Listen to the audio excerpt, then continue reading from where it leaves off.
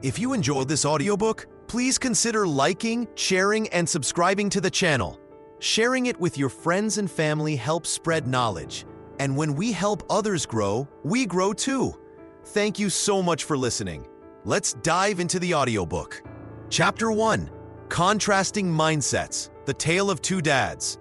Part 1: Childhood Lessons in Money. When Robert Kiyosaki was 9 years old, he made a startling discovery that would reshape his entire relationship with money.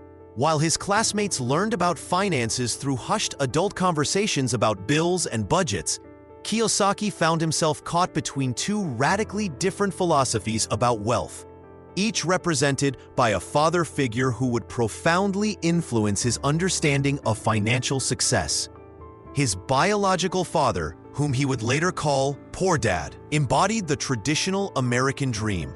Armed with a PhD and a prestigious government position as Hawaii's Superintendent of Education, Poor Dad preached the familiar gospel of academic excellence leading to job security. At the dinner table, young Robert heard countless lectures about the importance of getting good grades, attending college, and finding a stable job with benefits. Poor Dad's wallet told a different story, though. Despite his impressive credentials and steady paycheck, money remained a constant source of stress in their household. Meanwhile, his best friend Mike's father, later dubbed Rich Dad, presented an entirely different perspective on wealth creation. Rich Dad had dropped out of high school at 13, yet owned multiple businesses and grew wealthier each year. When the two boys approached him asking to learn about money, he didn't hand them books about economics. Instead, he put them to work in one of his small supermarkets for 10 cents an hour, later cutting their pay to zero to teach them their first lesson about working for money versus having money work for them. The contrast became vivid during a particular incident when both fathers responded to Robert's question about affording something he wanted. Poor Dad's automatic response was, "I can't afford it," a statement that shut down all creative thinking about solutions. Rich Dad insisted on rephrasing the question to, "How can I afford it?" This simple linguistic shift opened up possibilities rather than closing them down, training the young mind to seek opportunities instead of accepting limitations. Poor Dad encouraged Robert to study hard so he could find a good company to work for, while Rich Dad urged him to study hard so he could find good companies to buy. Poor Dad believed the rich should pay more taxes to help the less fortunate, while Rich Dad believed taxes punished those who produced and rewarded those who didn't. These weren't just philosophical differences. They represented fundamentally opposing approaches to building wealth and security. Through countless conversations and practical experiences, Robert began recognizing how childhood money messages shape adult financial behavior. Poor Dad's focus on job security and steady paychecks created a mindset of financial dependence, while Rich Dad's emphasis on financial education and asset building fostered independence. These early lessons revealed that financial literacy wasn't taught in schools, and that most people learned about money from parents who struggled with it themselves, perpetuating cycles of financial limitation across generations. Part 2: The Influence of Rich Dad versus Poor Dad. When Warren Buffett's father took him to the New York Stock Exchange at age 11, the future billionaire didn't see chaos, he saw opportunity. This moment mirrors how contrasting parental philosophies can fundamentally reshape how we perceive wealth creation, often determining whether we spend our lives working for money or making money work for us. Poor Dad's worldview centered on climbing the corporate ladder through academic achievement. A highly educated man with advanced degrees, he genuinely believed that job security came from specialized knowledge and loyal service to employers. His advice followed a predictable pattern: study hard, get good grades, find a secure job with benefits, and work until retirement. This philosophy reflected millions of American households where parents, despite their own financial struggles, continued advocating for traditional employment paths because they represented safety and social respectability.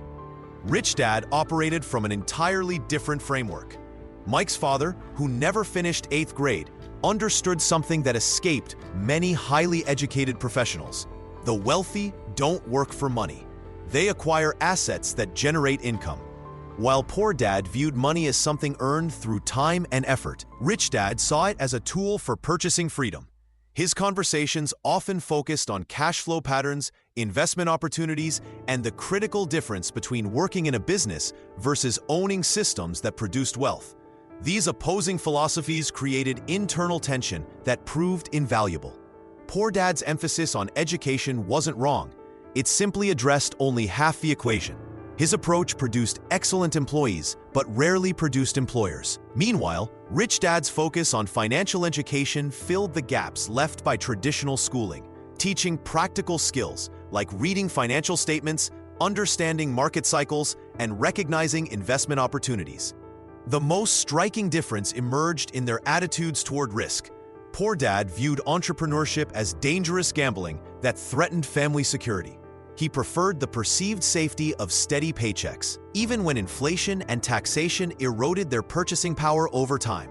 Rich Dad saw traditional employment as the riskier path because it placed complete financial control in someone else's hands.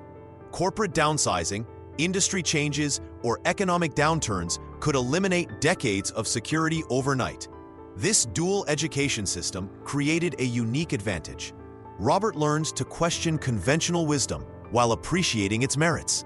Poor Dad taught him the value of education and discipline, while Rich Dad demonstrated how to apply knowledge practically in wealth-building activities. The contrast revealed that most financial advice comes from people who haven't achieved financial independence themselves. Yet their influence shapes entire generations of money management behavior. These competing philosophies ultimately highlighted a crucial truth. Financial education isn't about choosing between security and risk. It's about understanding how money actually works. Poor Dad's traditional path created skilled workers, while Rich Dad's approach developed investors and business owners who understood how to build sustainable wealth. Part 3. Early Experiences of Income and Work. When Robert Kiyosaki was 9 years old, he experienced his first taste of entrepreneurship through a failed comic book rental business. This early venture, born from frustration at being excluded from a friend's baseball team due to financial status, became the foundation for understanding how money could be created rather than simply earned through traditional employment. Rich Dad's first lesson came disguised as exploitation. Working for 10 cents an hour at Rich Dad's convenience stores, young Robert quickly grew frustrated with the meager compensation. This frustration was intentional. Rich Dad wanted him to feel the same trap that keeps most people dependent on paychecks throughout their lives. When Robert demanded a raise or threatened to quit, Rich Dad delivered a masterclass in financial thinking. "If you think I'm the problem, you'll spend your life trying to change me. If you realize the problem is here," he said, pointing to Robert's head, "you can change yourself and never be dependent on anyone else." This moment crystallized the difference between working for money and having money work for you. Poor Dad had always emphasized climbing the corporate ladder, seeking raises, and building a secure retirement through systematic savings. His approach focused on increasing earned income through better jobs and higher education credentials. Meanwhile, Rich Dad demonstrated how business owners and investors think differently about income generation. The convenience store became Robert's laboratory for observing cash flow patterns. He watched customers purchase necessities with hard-earned wages, while Rich Dad collected profits from multiple income streams. Rich Dad owned the building, operated several businesses, and invested the proceeds into assets that generated additional income. This practical exposure revealed how the wealthy structure their finances to minimize dependence on active labor. Rich Dad introduced the fundamental concept of assets versus liabilities through simple examples a child could grasp. An asset puts money in your pocket, while a liability takes money out. Most people's primary asset, their home, actually functions as a liability due to mortgage payments, taxes, and maintenance costs. This perspective challenged everything Poor Dad taught about homeownership as wealth building. Through weekend activities managing Rich Dad's businesses, Robert learned that wealthy individuals focus on acquiring income-producing assets first, then purchasing luxuries with the cash flow those assets generate. Poor Dad's approach involved working harder to afford wants directly from earned income, creating an endless cycle of financial dependency. These childhood experiences established a crucial distinction between security and freedom. Poor Dad sought security through job stability and benefits, while Rich Dad pursued freedom through financial education and asset accumulation. Both paths required discipline and sacrifice, but they led to dramatically different destinations. The practical exposure to business operations taught Robert that entrepreneurship isn't about taking reckless risks, it's about understanding how money moves and positioning yourself to capture those movements. This early foundation prepared him to question conventional financial wisdom and seek alternative approaches to wealth building throughout his adult life. Part 4. Foundation of Financial Perspectives. When Robert Kiyosaki first grasped that money could work for him instead of the other way around, everything changed. This mental shift didn't happen overnight.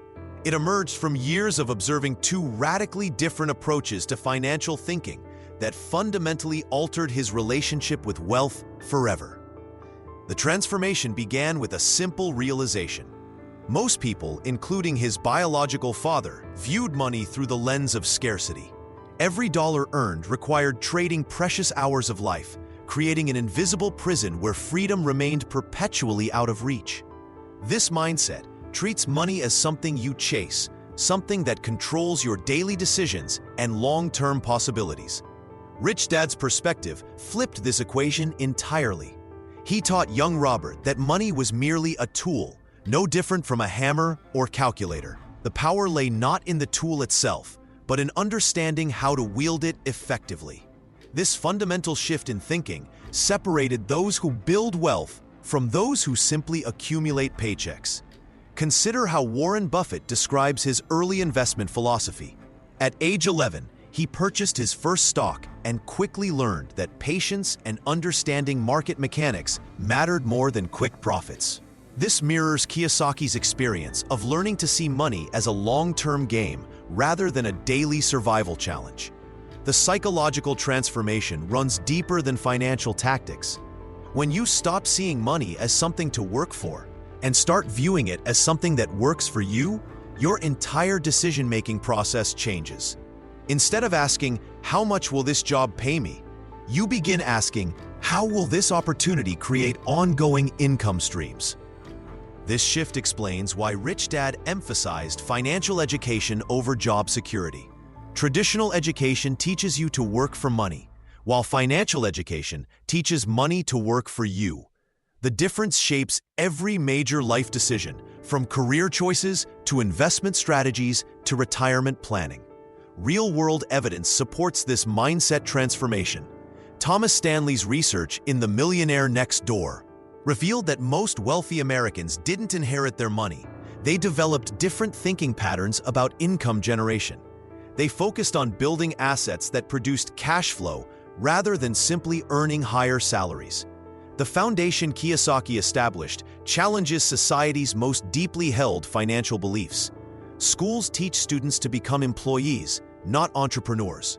Parents encourage stable careers over calculated risks. Society celebrates high earners while often ignoring those who build sustainable wealth through asset accumulation. This early foundation prepared Kiyosaki to question everything he would later encounter about conventional financial wisdom. It equipped him with mental frameworks that would prove invaluable when making investment decisions, starting businesses, and building the wealth that would eventually provide true financial freedom. The transformation from survival thinking to abundance thinking represents more than financial education. It's a complete rewiring of how you perceive opportunity, risk, and the relationship between time and money in your life. Chapter 2. The Importance of Financial Literacy. Part 1. Understanding Assets and Liabilities. When Robert Kiyosaki's Rich Dad taught him to distinguish between assets and liabilities, he delivered one of the most revolutionary financial lessons that 95% of people completely misunderstand. This simple distinction separates those who build wealth from those who remain trapped in financial mediocrity. Most people think they know what an asset is. They point to their home, their car, their expensive watch collection. But here's the reality check that transforms financial futures. An asset puts money in your pocket, while a liability takes money out. It's that straightforward, yet most Americans have this backwards. Consider the typical suburban household. The family proudly owns a $400,000 home with a $350,000 mortgage. They consider this their biggest asset. Meanwhile, they're paying $3,200 monthly in mortgage payments, property taxes, insurance, and maintenance. This asset actually costs them $38,400 annually. By definition, this makes their home a liability. Donald Trump understood this principle when building his empire. While others bought expensive personal residences, Trump focused on acquiring income-producing real estate. His properties generated rental income that exceeded their carrying costs. The same building that would drain wealth as a personal residence becomes a true asset when it produces positive cash flow. The automobile industry thrives on this confusion. Americans buy $50,000 trucks thinking they're making smart investments. The moment you drive off the lot, that vehicle loses 20% of its value. Add insurance, maintenance, gas, and depreciation, and your asset costs you thousands annually while providing zero income. Warren Buffett exemplifies true asset acquisition. When Berkshire Hathaway purchases stocks, they focus on companies generating consistent cash flow. These investments pay dividends and appreciate over time, putting money into Buffett's pocket rather than taking it out. This approach made him one of the world's wealthiest individuals. The middle class gets trapped purchasing liabilities disguised as assets. They buy boats, recreational vehicles, vacation homes, and luxury goods, believing ownership equals wealth. Each purchase increases their monthly expenses while providing no income. They work harder to afford these lifestyle choices, creating a cycle where they own more but have less. Smart investors think differently. When McDonald's buys real estate for their restaurants, they're acquiring assets. These properties generate rental income from franchisees while appreciating in value. The company builds wealth through strategic asset acquisition rather than impressive personal possessions. Your financial future depends on recognizing this fundamental difference. Every purchase decision becomes a choice. Will this put money in my pocket or take money out? Those who master this distinction build lasting wealth. Those who don't remain financially dependent, regardless of their income level. The wealthy understand that true assets work for you 24 hours a day, generating income while you sleep. Liabilities demand constant feeding from your paycheck. Part 2. The Cash Flow Quadrant. Introduction. When Microsoft's Bill Gates stepped away from day-to-day operations in 2008, his wealth continued growing exponentially. His income didn't depend on showing up to work. This phenomenon illustrates a fundamental principle that separates the wealthy from everyone else. Understanding where your money comes from determines your financial destiny. Most people believe there are only two ways to earn money: get a job or start a business. This limited thinking traps millions in financial mediocrity. In reality, 4 distinct categories exist for generating income, each with dramatically different potential for wealth creation and personal freedom. Consider 2 Harvard graduates from the same class. Sarah becomes a successful surgeon earning $500,000 annually. Michael starts a small software company that initially pays him $40,000 per year. After 20 years, Sarah still trades time for money, working longer hours to maintain her lifestyle. Michael sold his company for $50 million and now invests in real estate and stocks. The difference isn't intelligence or education, it's which quadrant they chose to operate within. The cash flow quadrant divides income earners into 4 categories based on how they generate money. Employees trade time for money in someone else's system. Self-employed individuals own their job but remain trapped by personal involvement. Business owners create systems that operate without them. Investors use money to make more money. Warren Buffett exemplifies the investor quadrant. He doesn't manufacture products or manage employees daily. His wealth compounds through strategic investments that generate passive income. Berkshire Hathaway's stock holdings pay dividends whether Buffett works or vacations. This demonstrates how investors create money without active participation. The quadrant you choose shapes your entire financial reality. Employees and self-employed individuals earn active income. They must work to get paid. When they stop working, income stops flowing. Business owners and investors generate passive income through systems and assets that operate independently. Ray Kroc understood this principle when building McDonald's. While competitors focused on making better hamburgers, Kroc created a system for consistent operations across thousands of locations. He built a business that generated income through franchising fees and real estate, not just burger sales. Today, McDonald's continues generating revenue long after Kroc's passing. The traditional path teaches us to climb the corporate ladder or start a practice, remaining stuck on the left side of the quadrant. Schools prepare students for employment, not wealth creation.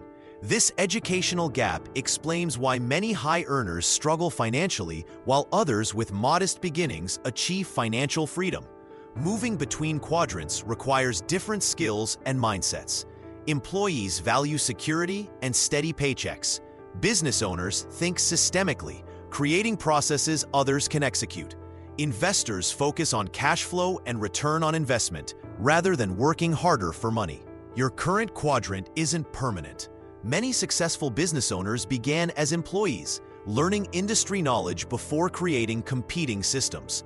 The key lies in recognizing which quadrant offers the lifestyle and financial freedom you desire, then developing the skills necessary to operate successfully within it. Part 3. Misconceptions about wealth and education. When Dr. David Chilton surveyed 10,000 university graduates in Canada, he discovered something startling.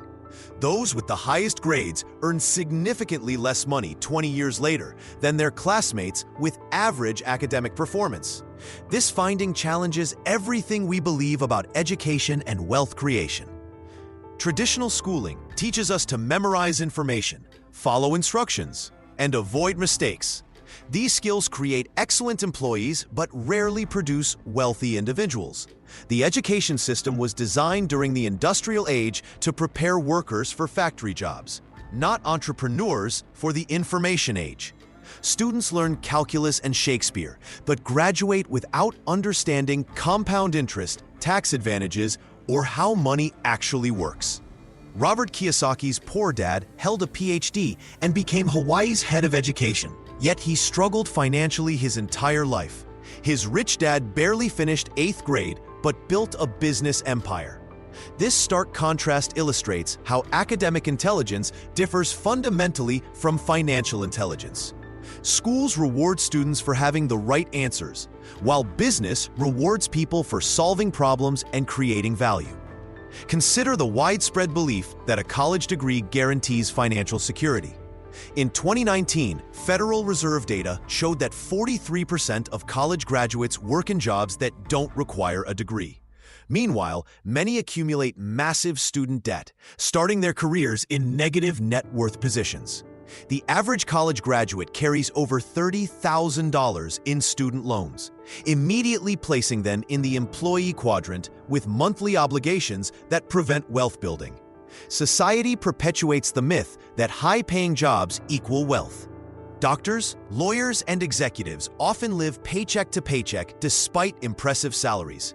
They increase their lifestyle expenses to match their income, buying larger houses, luxury cars, and private school tuition for their children.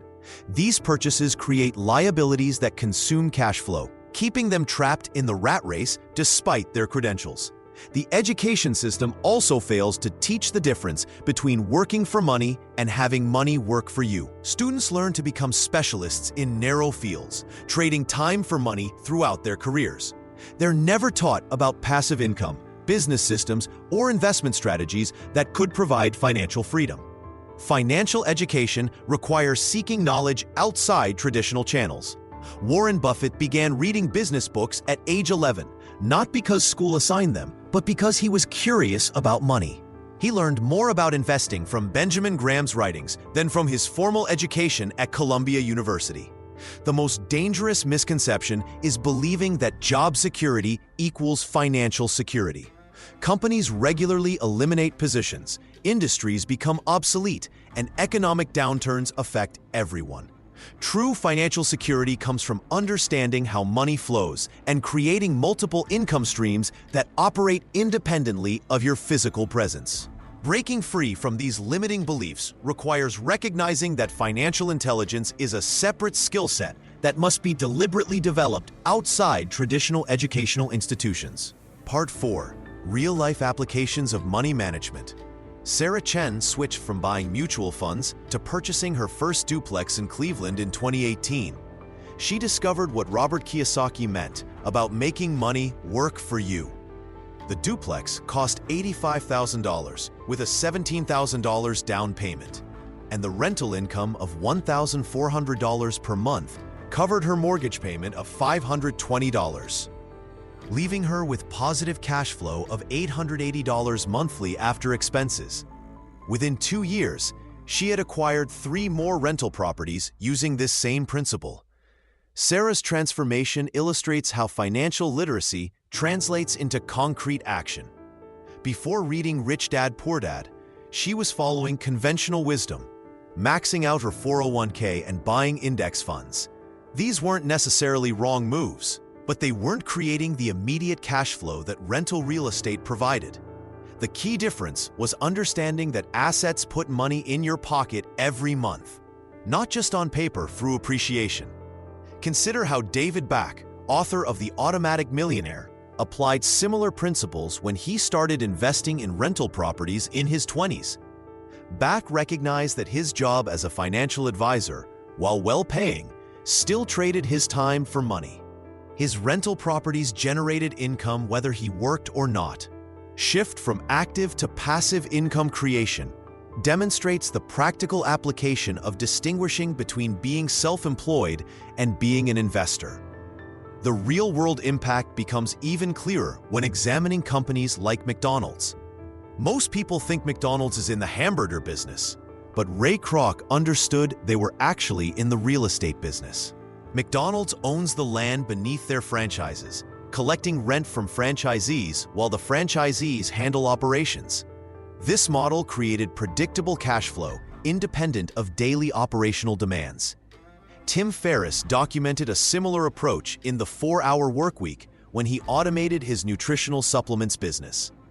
Instead of managing every customer interaction, he created systems that generated revenue without his constant presence. The business became an asset that produced cash flow, freeing his time for other investments and pursuits. These examples reveal a consistent pattern. Wealthy individuals focus on acquiring assets that generate cash flow rather than simply accumulating possessions or even traditional investments. The difference between Sarah's mutual funds and her rental properties wasn't just the return on investment. It was the monthly cash flow that gave her options and reduced her dependence on her day job. What makes these applications powerful is their accessibility. You don't need millions to start. Sarah began with a modest down payment saved over 2 years. The key was recognizing the opportunity and understanding the numbers well enough to make an informed decision. This practical approach to financial literacy means constantly asking, does this put money in my pocket or take money out? Will this generate cash flow or require ongoing payments? These simple questions, applied consistently, create the foundation for building wealth through educated financial decisions, rather than hoping for market appreciation or job security. Chapter 3. Overcoming Obstacles and Learning from Failure. Part 1. Fear and Risk-Taking in Finances. When Warren Buffett was asked about his greatest investment mistake, he didn't mention a stock pick or market timing error. He pointed to Berkshire Hathaway itself, a failing textile company he bought out of spite in 1964, costing shareholders an estimated $200 billion over decades. Yet this mistake taught him lessons that transformed him into history's most successful investor. Fear operates like a financial thermostat in our minds. When Sony co-founder Akio Morita pitched the Walkman concept in 1979, market researchers predicted disaster. Who would buy a tape player that couldn't record? Internal executives feared cannibalizing existing product lines. Morita ignored the research and launched anyway. The Walkman became one of the most revolutionary consumer products ever created, generating billions in revenue and reshaping entire industries. Traditional financial advice whispers that safety lies in steady paychecks and conservative savings accounts. This thinking stems from Depression-era psychology, where cash under mattresses felt safer than banks. But consider this reality. A dollar saved in 1970 purchases roughly 15 cents worth of goods today. The safe choice became the riskiest long-term strategy. Amazon's Jeff Bezos faced this psychological barrier when leaving his lucrative Wall Street career in 1994. Friends and family questioned his sanity. Why abandon guaranteed income for an uncertain online bookstore? Bezos applied what he called the regret minimization framework. Imagining himself at 80 years old, he realized he'd regret not trying more than trying and failing. Amazon's current trillion-dollar valuation validates his risk calculation. The human brain evolved to prioritize immediate survival over long-term prosperity. This hardwiring explains why lottery tickets outsell index funds among lower-income demographics, despite mathematically opposite expected outcomes. We fear abstract future losses more than concrete present opportunities. McDonald's provides a fascinating case study in reframing risk perception. Ray Kroc didn't initially plan to flip burgers. He saw an efficient system worth replicating. When the McDonald brothers hesitated to expand, Kroc recognized their fear was his opportunity. He purchased their concept, transforming a single California restaurant into a global empire worth over $200 billion today. Real estate mogul Barbara Corcoran transformed a $1,000 loan into a $66 million business by consistently choosing growth over safety. When competitors avoided challenging neighborhoods or unconventional properties, she leaned in. Each calculated risk taught valuable lessons about market dynamics, client psychology, and deal structuring that textbooks couldn't provide. The mathematics of compound growth reward early risk-takers disproportionately.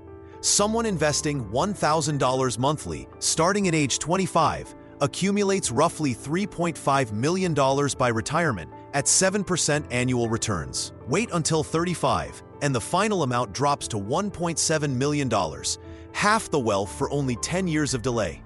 Fear whispers that we need perfect knowledge before acting, but markets reward speed and adaptation over comprehensive preparation. Every day spent researching is often a day of missed opportunity cost, especially in rapidly evolving sectors where first-mover advantages determine long-term profitability. Part 2.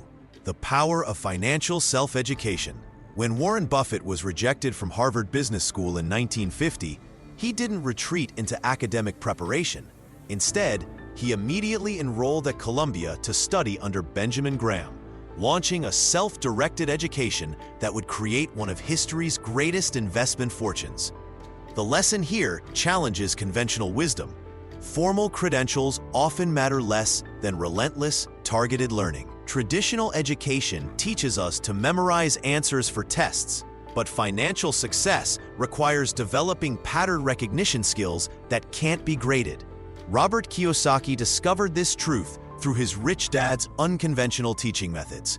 While other children learned multiplication tables, Kiyosaki learned to read financial statements by examining his mentor's various business ventures. This early exposure to real-world financial mechanics shaped his ability to spot opportunities others missed. The most successful investors share a common trait: they never stopped learning. Charlie Munger, Buffett's longtime partner, attributes his success to reading extensively across multiple disciplines. He studies psychology, biology, and history because understanding human behavior patterns helps predict market movements. When the dot-com bubble burst in 2000, investors who understood historical market cycles recognized opportunity while others panicked. Consider how differently self-educated entrepreneurs approach market research compared to MBA graduates. Traditional business education emphasizes comprehensive market analysis before entry. Yet Amazon's Jeff Bezos launched his bookstore with minimal market research, learning customer preferences through direct interaction.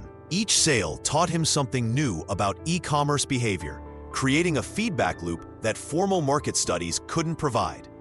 The financial education industry generates billions annually, yet most participants remain financially stagnant.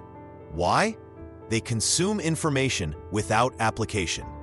Ray Dalio, founder of Bridgewater Associates, built his investment philosophy through constant experimentation. When his predictions failed, he documented the reasons and adjusted his approach. This iterative learning process, combining theory with immediate testing, produced superior results to passive study methods. Self-education requires acknowledging ignorance as a starting point rather than a weakness. When Howard Schultz first encountered Italian espresso culture, he recognized his complete ignorance about coffee preparation. Rather than retreating, he immersed himself in learning everything about coffee cultivation, roasting, and service culture. This aggressive self-education transformed a small Seattle coffee bean retailer into Starbucks. The most effective financial learners create accountability systems that force continuous growth. They join investment clubs where peers challenge their reasoning. They seek mentors who demand explanations for every financial decision. They track their predictions and analyze errors ruthlessly. Financial literacy isn't a destination, but a navigation system for changing economic conditions. The principles that created wealth in the 1980s real estate market required modification for the 2008 crisis.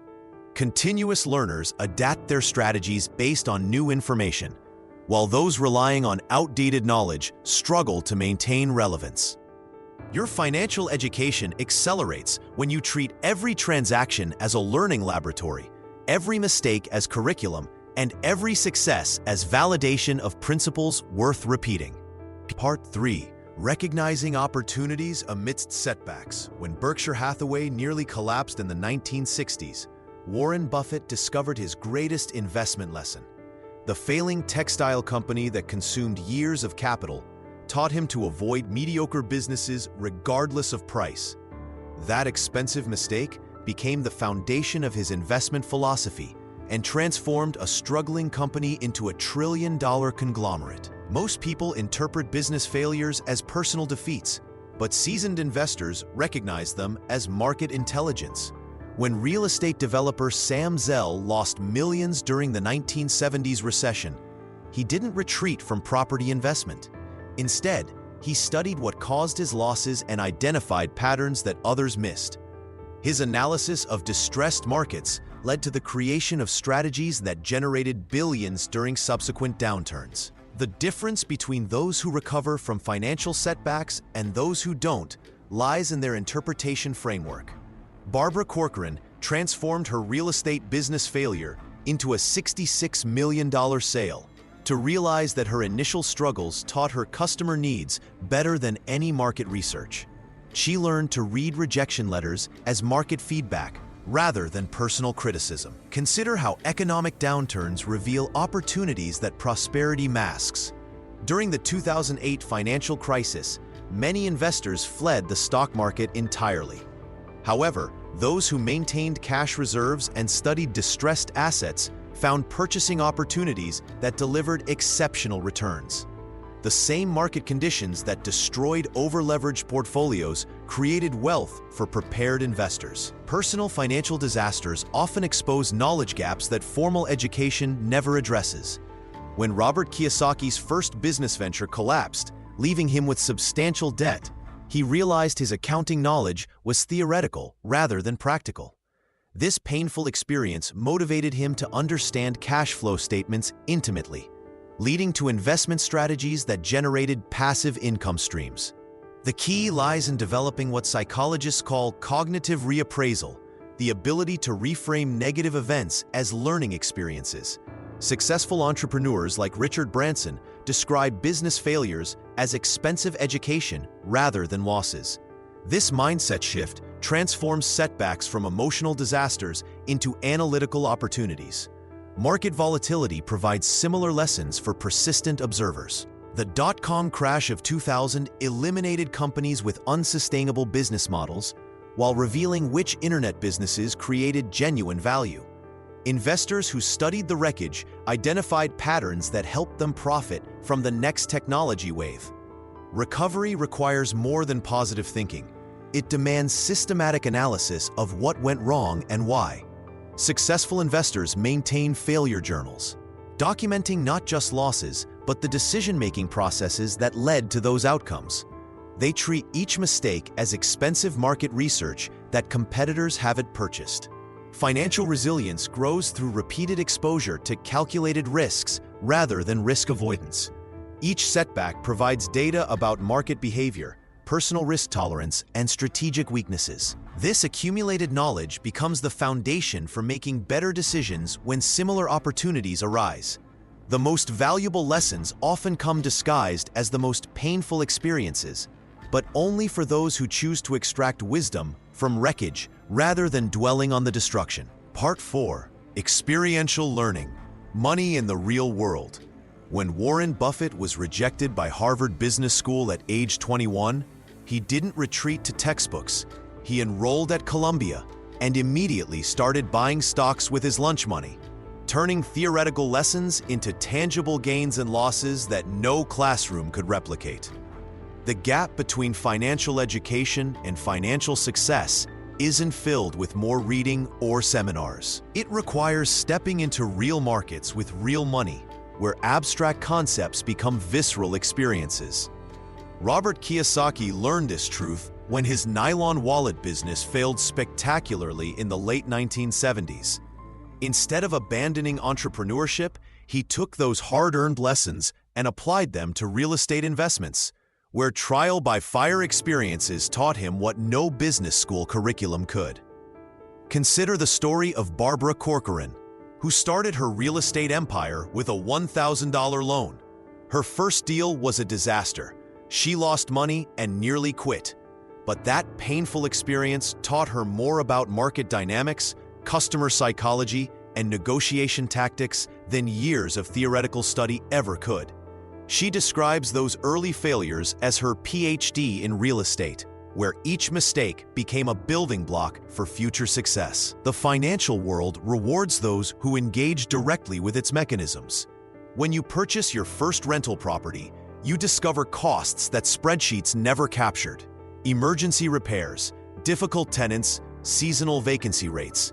These realities reshape your understanding of cash flow in ways that reading about real estate investment never could. The anxiety of making your first stock trade teaches you about emotional decision-making more effectively than any psychology textbook. Sarah Blakely exemplifies this principle perfectly. She spent 2 years selling fax machines door to door before creating Spanx. Those grueling sales experiences taught her resilience, customer psychology, and market validation techniques that later proved invaluable when pitching her product to department stores. The rejections and small victories in sales prepared her for entrepreneurial challenges in ways that theoretical business knowledge couldn't. Many aspiring investors spend years consuming financial content without ever placing a single trade. They become paralyzed by analysis, waiting for perfect knowledge before taking action. Meanwhile, those who start small, buying 1 share of stock or investing in a modest duplex, begin accumulating practical wisdom immediately. The most successful investors treat every transaction as both a potential profit and a guaranteed education. Even losing trades provide valuable data about market behavior, personal risk tolerance, and strategic weaknesses. This experiential learning creates pattern recognition that books cannot teach. The key lies in starting with amounts you can afford to lose while treating each experience as tuition for your financial education. Real money creates real consequences, and real consequences create real learning. This practical engagement transforms theoretical concepts into intuitive understanding, building the confidence necessary for making larger, more profitable decisions as experience accumulates over time. Chapter 4: Building Wealth Through Entrepreneurship and Investment. Part 1: Ownership versus Employment. When Walt Disney was fired from his newspaper job for lacking imagination and having no good ideas, his boss unknowingly illustrated the most dangerous trap in the modern economy. Disney's employer saw him as just another worker, replaceable, expendable, limited by hourly wages. What that boss couldn't see was Disney's transition from employee to owner, a shift that would eventually create one of the world's most valuable entertainment empires. The fundamental difference between employment and ownership extends far beyond simple income levels. Employees trade time for money in a linear relationship. Work 40 hours, get paid for 40 hours. Owners create systems that generate money whether they're present or not. Consider Ray Kroc's approach with McDonald's. While others saw a burger business, Kroc saw a real estate empire. He didn't just own restaurants, he owned the land beneath them, collecting rent from franchisees while building long-term wealth through property appreciation. This distinction becomes crystal clear when examining tax advantages. W-2 employees receive paychecks after taxes have already been deducted. Business owners and investors pay taxes on what remains after legitimate business expenses. Warren Buffett famously noted that his secretary pays a higher tax rate than he does, not through loopholes, but because investment income and business ownership provide legal tax advantages that employment simply cannot match. The psychological shift from employee to owner represents the most challenging aspect of this transformation. Employees seek security through job stability and regular paychecks.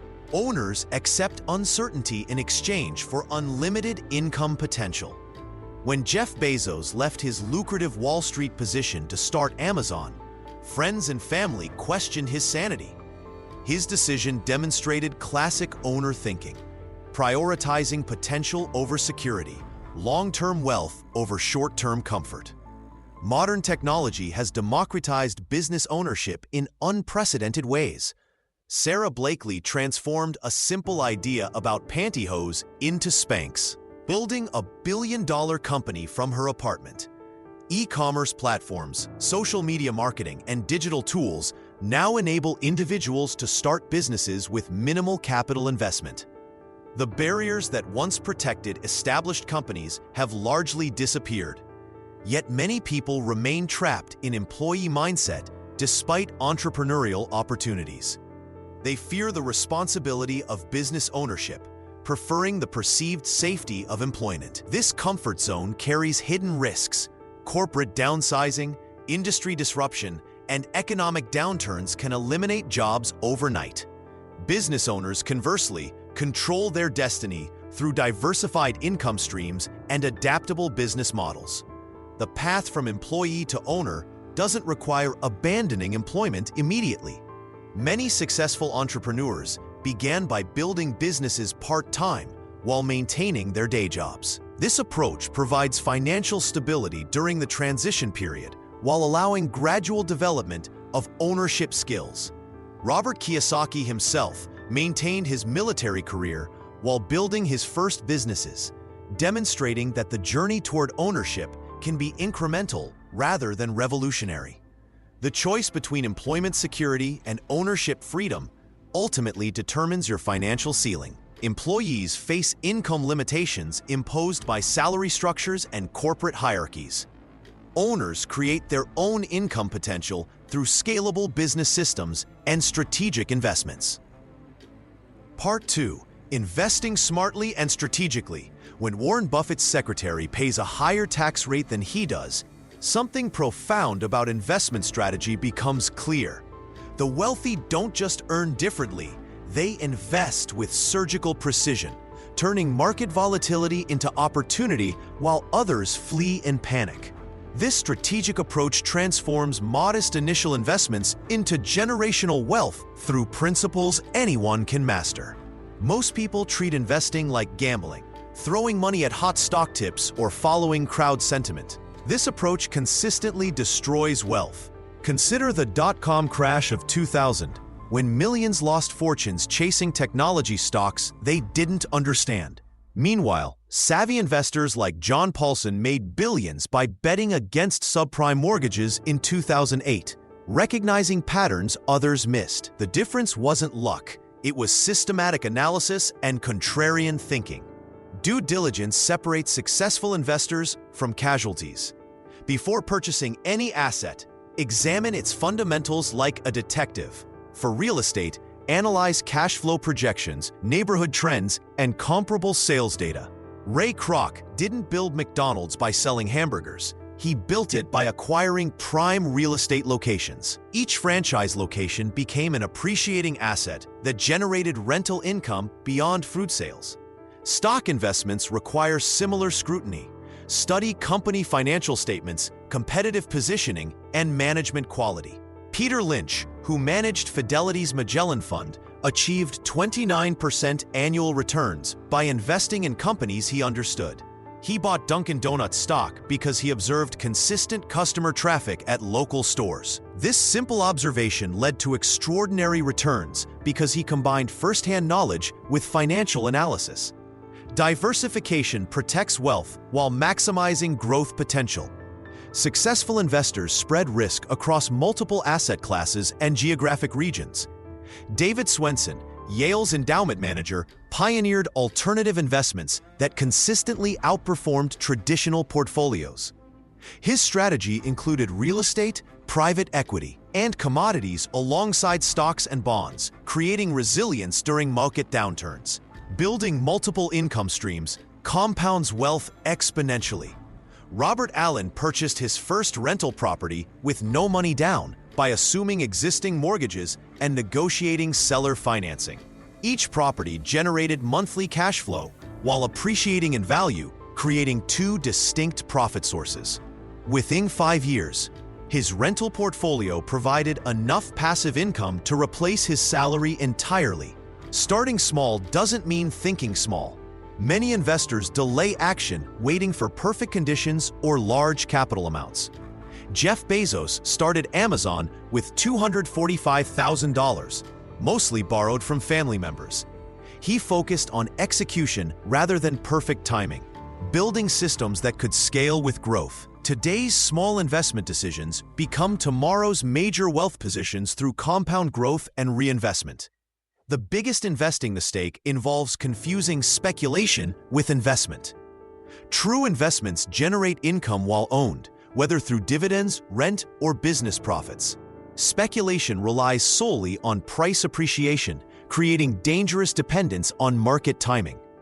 Choose assets that pay you to own them, and market fluctuations become opportunities rather than threats to your financial security. Part 3. The role of persistence and adaptability. When Steve Jobs returned to Apple in 1997, the company was 90 days from bankruptcy. Instead of clinging to failing strategies, he eliminated 70% of Apple's product lines and pivoted towards simplicity. His willingness to adapt saved the company and created the most valuable business in history. This transformation illustrates a fundamental truth about wealth creation. Success requires both unwavering persistence towards your goals and the flexibility to change your methods when circumstances demand it. The wealthy understand that persistence doesn't mean stubbornly repeating the same actions. Colonel Sanders faced over 1,000 rejections before finding a restaurant willing to use his chicken recipe. His persistence lay not in repeating identical pitches, but in refining his approach with each rejection. He adapted his presentation, modified his terms, and adjusted his target audience while maintaining his core vision. This distinction separates successful entrepreneurs from those who simply work harder without working smarter. Real estate mogul Barbara Corcoran built her empire by adapting to market changes while persistently pursuing growth opportunities. During the 1980s recession, when traditional real estate marketing failed, she created the first comparative market analysis reports and pioneered direct mail campaigns. When the internet emerged, she immediately shifted resources online while competitors clung to print advertising. Her adaptability multiplied her persistence, turning market challenges into competitive advantages. Consider how economic downturns reveal this principle. During the 2008 financial crisis, persistent investors who adapted their strategies acquired properties at steep discounts. Those who rigidly stuck to pre-crisis methods or abandoned their plans entirely missed generational wealth-building opportunities. Successful investors recognized that market conditions had changed, but their long-term wealth-building goals remained constant. Persistence without adaptability creates what psychologists call the sunk cost fallacy. Blockbuster's leadership persisted in their vision of physical rental stores while refusing to adapt to streaming technology. Their inflexibility destroyed a billion-dollar company.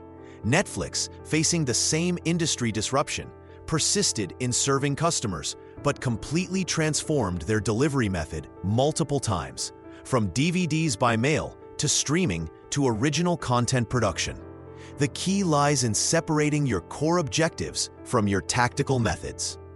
Your goal might be building passive income streams, but the specific investments generating that income must evolve with changing markets, technology, and opportunities.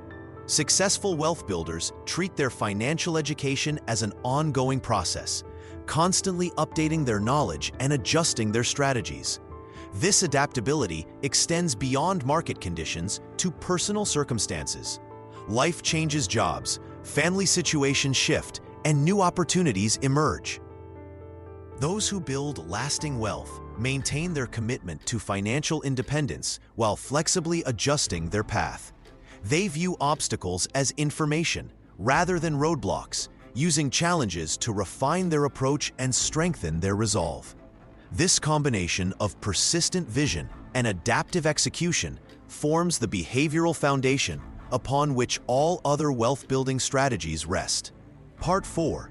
Lasting Principles for Financial Independence. When Warren Buffett began investing in 1956 with $105,000 from 7 limited partners, he established principles that would guide him through 5 decades of market volatility and economic upheaval.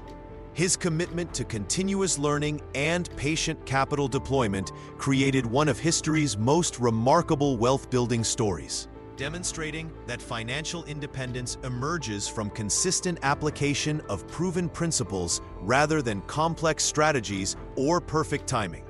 The foundation of lasting financial independence rests on treating education as your most valuable investment. Buffett reads 500 pages daily, while real estate mogul Barbara Corcoran attributes her success to studying market trends and customer behavior patterns continuously. This commitment to learning extends beyond formal education or initial training. The wealthy understand that markets evolve, technologies disrupt industries, and new opportunities emerge constantly. They invest in books, courses, seminars, and mentorship because they recognize that knowledge compounds faster than money when applied correctly. Building a supportive network accelerates wealth creation more than any single investment decision. Ray Dalio credits his success at Bridgewater Associates to surrounding himself with people who challenged his thinking and provided diverse perspectives. Your network should include mentors who have achieved what you aspire to accomplish, peers who share your commitment to financial growth, and professionals who can execute your vision effectively.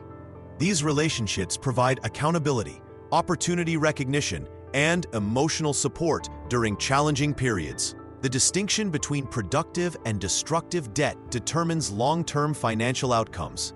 Robert Kiyosaki's rich dad taught him to borrow money only when someone else pays the debt service through rental income, business profits, or asset appreciation. This principle guided McDonald's Ray Kroc, who built wealth through real estate ownership rather than hamburger sales. Consumer debt for cars, vacations, or luxury items destroys wealth by creating ongoing expenses without generating income. Smart borrowers use other people's money to acquire assets that produce cash flow exceeding debt payments. Taking consistent action separates dreamers from achievers in wealth building. Oprah Winfrey started with small investments in real estate while building her media empire, reinvesting profits systematically rather than waiting for perfect opportunities. Many people spend years researching investments or business ideas without ever making their first purchase or launching their first venture. Perfect timing rarely exists, but consistent action creates momentum that compounds over time. The wealthy maintain their focus on acquiring assets that generate passive income rather than pursuing higher salaries or short-term gains. They understand that financial independence occurs when asset-generated income exceeds living expenses, creating freedom from employment dependence. This requires patience, discipline, and the wisdom to reinvest profits rather than increase lifestyle expenses immediately. These principles work across different economic conditions, personal circumstances, and market cycles because they address fundamental wealth creation mechanics rather than specific tactics or timing strategies.